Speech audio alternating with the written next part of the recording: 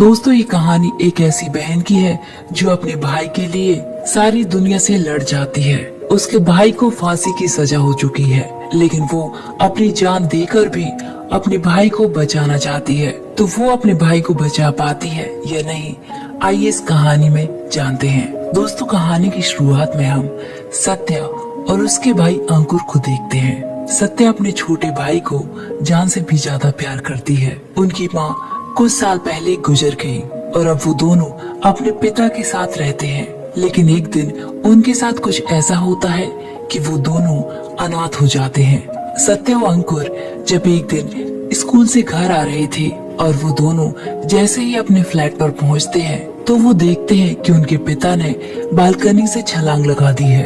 अपने पिता को इस हालत में देखकर अंकुर डर जाता है और सत्या अपने भाई को गले से लगा लेती है। अपने पिता के जाने के बाद वो दोनों बिल्कुल अकेले पड़ चुके थे।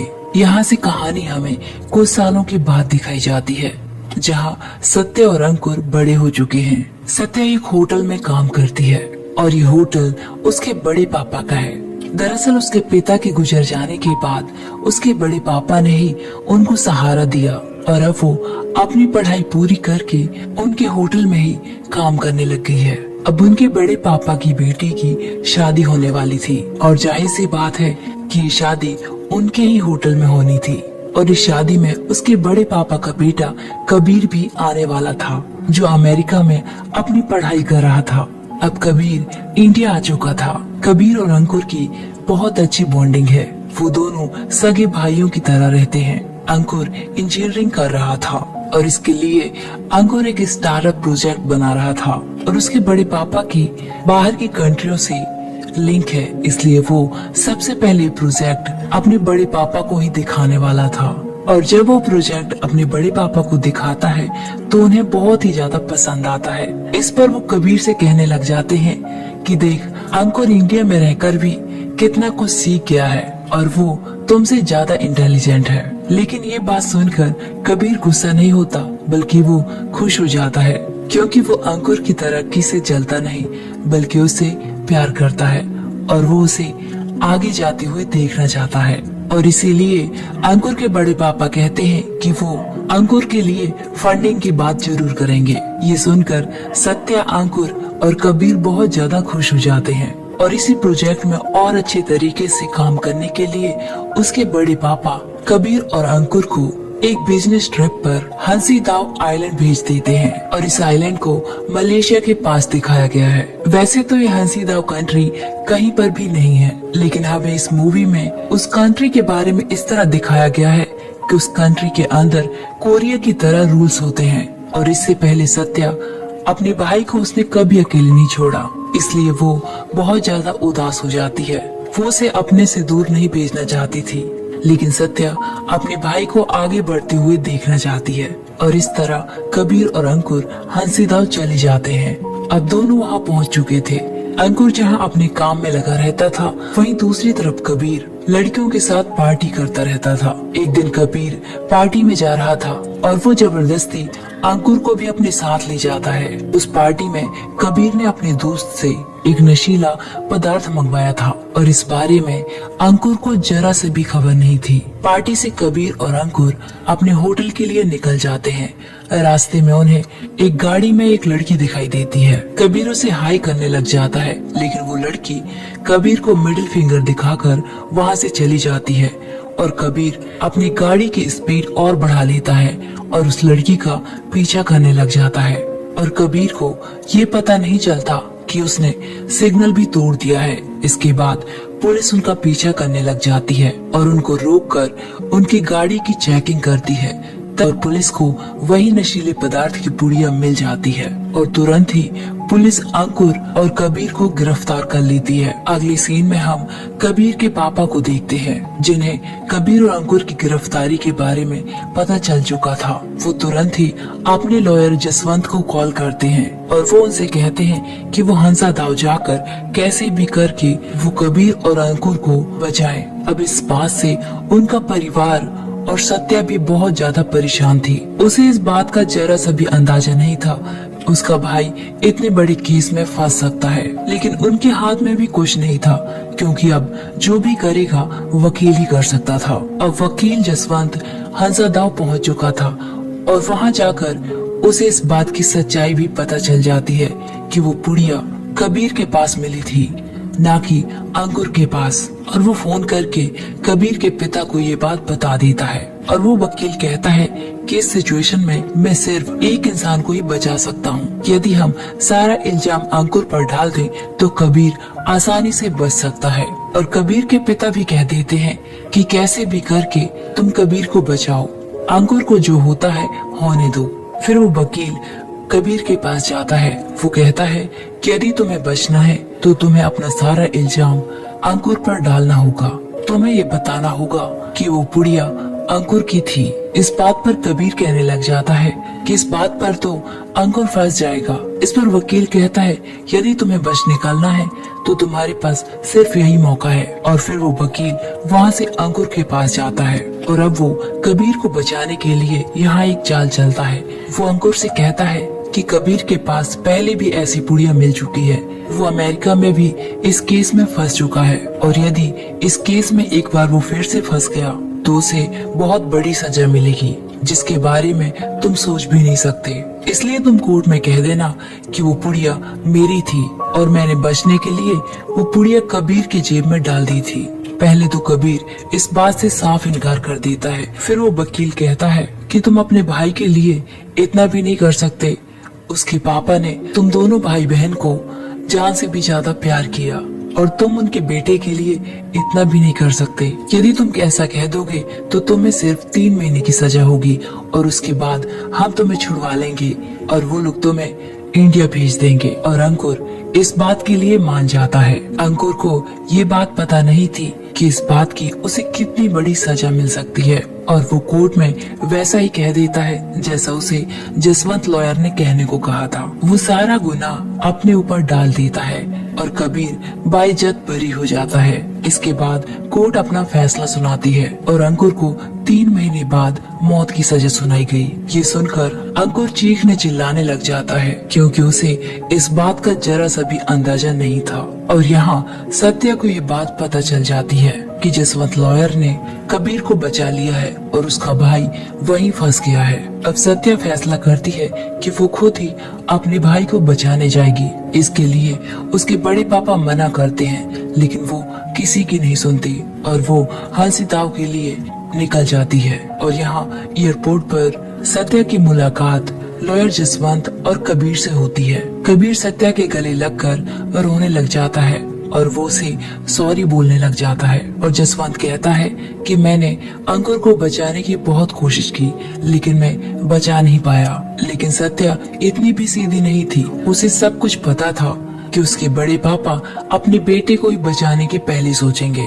इसलिए उसके बड़े पापा ने ही इस वकील के साथ मिलकर कोई चाल चली है और वो उनसे कुछ नहीं कहती। वो चुपचाप हंसिताव के लिए निकल जाती है। और अगले सीन में हमें दिखाया जाता है कि जिसे भी डेथ पेनल्टी की सजा मिली है उन्हें एक स्पेशल जेल में भेज दिया जाता है, जहां पर उन्हें बहुत ज्यादा टॉर्चर किया जाता है। सत्या हंसिताव पहुंच चुकी थी, लेकिन उसे उसके भाई से मिलने नहीं दिया जा रहा था। तभी उसकी मुलाकात उन लोगों से होती है जिनके परिजन उसी जेल में मौजूद हैं और वो इंडिया से बिलोंग करते हैं। अपने परिवार के लिए वो सत्या की तरह यहाँ पर आए हैं। वहाँ वो बहुत लोगों से मिलती है, कई लॉयर से, और इन्हीं में से एक थे भाटिया, और भाटिया का बेटा भी हंसिताव जेल में है और वो भी उसे निकलवाना चाहता है। वो उसे रिक्वेस्ट करती है कि मुझे मेरे भाई से मिलने दिया जाए। इस पर भाटिया कहता है कि इतनी आसानी से वो तुम्हें अंकुर से नहीं मिलने देंगे। फिर सत्या कहती है कि क्या मैं अपनी कलाई काट लूंगी तो मुझे अपने भाई से मिलने दिया जाएगा। लेकिन भाटिया का कहना था कि ये सब पागलपन मत करो। इसके बाद भाटिया एक लॉयर से उसे मिलवाता है और उसी की हेल्प से सत्या को अपने भाई अंकुर से मिलने दिया जाता है। जब सत्या अपने भाई से मिलने जाती है तो ये सीन काफी इमोशनल था। वो अपने भाई से पूछने लग जाती है कि तुम्हें किसी ने तकलीफ तो नहीं पहुंचाई। लेकिन अंकुर अपनी तकलीफों को छुपाते हुए अपनी बहन को कहता है कि मेरी दीदी के होते हुए मुझे कुछ नहीं हो सकता और फिर मिलने का टाइम खत्म हो जाता है। भाटिया सत्या को एक सस्पेंडेड ऑफिसर के पास लेकर जाता है जिसका नाम था मुत्तू और वो पहले जेल का ऑफिसर हुआ करता था, लेकिन उसने एक इंडियन आदमी जिसका नाम चंदन था उसको गलती से जेल में डलवा दिया था और वो बेकसूर था। उन्होंने उसे बहुत कड़ी सजा दिलवाई थी और जब उन्हें पता चला कि वो आदमी बेकसूर था तो इसी गिल्ट में उन्होंने अपनी नौकरी छोड़ दी और तब से वो चंदन को बाहर निकालने की कोशिश में लगे हुए हैं। सत्या, मुत्तू और भाटिया की बहुत अच्छी बॉन्डिंग हो चुकी थी और भाटिया टॉनी के लिए केस लड़ रहे थे और ये लोग अंकुर, टॉनी और चंदन को बाहर निकालने का एक प्लान बनाने लग जाते हैं। वो दोनों मुत्तू के पास जाते हैं लेकिन मुत्तू कहता है कि हम लॉ के अगेंस्ट जाकर बच्चों को छुड़वा नहीं सकते और दूसरी तरफ हमें अंकुर को दिखाया जाता है उसे बहुत ज्यादा टॉर्चर किया जा रहा था और फिर अंकुर की भी दोस्ती टॉनी और चंदन के साथ हो चुकी थी क्योंकि वो लोग भी इंडिया से बिलोंग करते थे। टॉनी उसे बताता है कि हम लोग 2 साल से इस टनल से बाहर निकलने की कोशिश कर रहे हैं क्योंकि इस जेल के बाहर एक टनल है। हम लोग चोरी छिपे उस सुरंग को खोदते हैं, इसलिए तुम भी हमारे साथ वॉलंटियर बन जाओ और वो सब मिलकर ये काम करने लग जाते हैं। और यहाँ सत्य और भाटिया अभी भी मुत्तू को मनाने की कोशिश कर रहे थे लेकिन वो मानने को तैयार ही नहीं था। इस पर सत्य कहने लग जाती है कि फिर ठीक है, तुम्हारे और मेरे बीच एक फाइट होगी, जो इसमें जीत गया उसकी बात मानी जाएगी। और फिर होता भी यही है, दोनों के बीच बहुत ज्यादा फाइट होने लग जाती है। मुत्तू सत्या को बहुत ज्यादा मारता पीटता है। इसी बीच सत्या के मुंह से और नाक से खून निकलने लग जाता है लेकिन उसके अंदर जो जुनून था वो मुत्तू को जीतने नहीं दिया और आखिर में सत्या ने मुत्तू को हरा दिया क्योंकि वो यहाँ हारने नहीं बल्कि अपने भाई को सही सलामत वापस ले जाने आई थी। और फिर शर्त के मुताबिक मुत्तू भी इनकी गैंग में शामिल हो जाता है। वो लोग प्लान करते हैं कि वो टॉनी, अंकुर और चंदन को किचन के रास्ते निकालेंगे। वो लोग खुदाई करेंगे और वो सीक्रेट रास्ता मुत्तू को पता था क्योंकि उसने कितने सालों तक उस जेल में काम किया था। और यहाँ अंकुर और उसके दोस्तों को किचन में बुलाया जाता है वॉलंटियर के तौर पर। अब इन लोगों के लिए हॉस्पिटल में जाना था क्योंकि वहीं से खुदाई करनी थी, लेकिन ये लोग पुलिस वालों की बात नहीं मानते क्योंकि इनको तो टनल के पास जाना था और वहाँ पर उन्हें काम करके उसकी खुदाई करनी थी। लेकिन आज की शिफ्ट इन लोगों की किचन में थी और बात ना मानने पर ऑफिसर इन तीनों को बहुत ज्यादा मारते पीटते हैं। लेकिन इन लोगों को ये बात भी नहीं पता थी कि किचन में जाने से ज्यादा फायदा है क्योंकि यहाँ सत्या और उसके फादर उनको किचन से ही बाहर निकालने का प्लान बना रहे हैं। अब उनका प्लान अलग था और इनका प्लान अलग। फिर टॉनी कहता है कि हम लोग इस तरीके से हॉस्पिटल में नहीं जा सकते। फिर वो अपने और टॉनी और अंकुर के खाने में कुछ मिला देता है जिसकी वजह से उन तीनों को उल्टियां होने लग जाएगी और कुछ देर के बाद उन तीनों को उल्टियां होने लग जाती हैं जिस वजह से उनको हॉस्पिटल ले जाया जाता है और वो लोग हॉस्पिटल पहुंचकर उसी टनल से बाहर आ जाते हैं। और यहाँ पुलिस ऑफिसर को पता चल चुका था जिसका नाम था लांड्रा अपने ऑफिसर्स के साथ उस टनल में पहुंच जाता है। लांड्रा एक बेरहम पुलिस ऑफिसर है।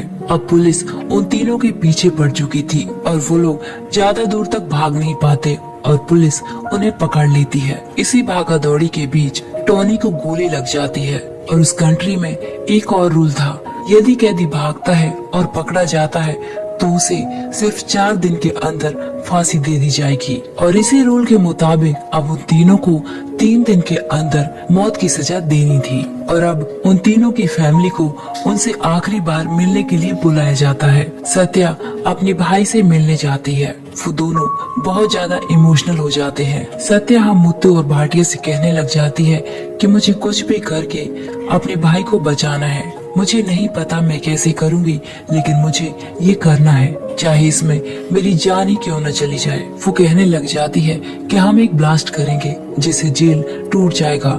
मुत्तू इस पर कहता है कि हम कुछ इनोसेंट को बचाने के लिए बहुत सारी क्रिमिनल्स को यहाँ से छुड़वा नहीं सकते। वो एक पुलिस ऑफिसर है इसलिए क्रिमिनल से नफरत करता है वो कहता है तुम्हें सही गलत का पता नहीं है, तुम्हें सिर्फ अपना भाई ही दिख रहा है। इस पर सत्या कहती है कि हाँ, मुझे सही गलत से कोई मतलब नहीं है, मुझे मतलब है तो सिर्फ अपने भाई से। और फिर मुत्तू उनका साथ छोड़ देता है। वो कहता है तुम्हें जो करना है करो। और फिर सत्या अपने मिशन के लिए निकल जाती है। वो प्लान करती है कि 4 दिन के अंदर उसे अपने भाई को बचाना है। वो जेल में बिजली बंद करने के लिए जाती है, लेकिन वो देखती है कि वहाँ पर मुत्तू पहले से ही मौजूद था। लेकिन यहाँ वो सत्या का साथ देने नहीं आया था, बल्कि वो एक पुलिस ऑफिसर के साथ आया था। वो सत्या को अरेस्ट करवाना चाहता था, क्योंकि वो नहीं चाहता कि इतने सारे क्रिमिनल्स बाहर आ जाएं। लेकिन सत्या इन सब के लिए रेडी थी। और यहाँ पर मुत्तू और सत्या के बीच बहुत बुरी फाइट होती है और सत्या मुत्तू को धक्का मारती है और मुत्तू पहाड़ से नीचे गिरकर उसकी मौत हो जाती है। और अब सत्या ने पूरी प्लानिंग की हुई थी। उसने ट्रक में कुछ सिलेंडर मंगवाए हुए थे। यहाँ उसने बिजली की तार काट दी थी। जैसे ही जेल में जनरेटर ऑन किया जाता है, वो एक के बाद एक सिलेंडर वहाँ पर फेंकने लग जाती है और फिर उसी टैंकर की वजह से एक बहुत बड़ा ब्लास्ट होता है। वहाँ पर सारे सेल्स के कमरे खुलने लगे थे और सारे कैदी यहाँ वहाँ भागने लगे थे। वो सब लोग बाहर आ चुके थे। सत्या अपने भाई अंकुर को ढूंढने लग जाती है। तभी इंस्पेक्टर लांड्रा सभी कैदियों को एक एक करके शूट करने लग जाता है। यहाँ सत्या टोनी और अंकुर को देखती है, जो वो एक सेल में फंसे हुए थे।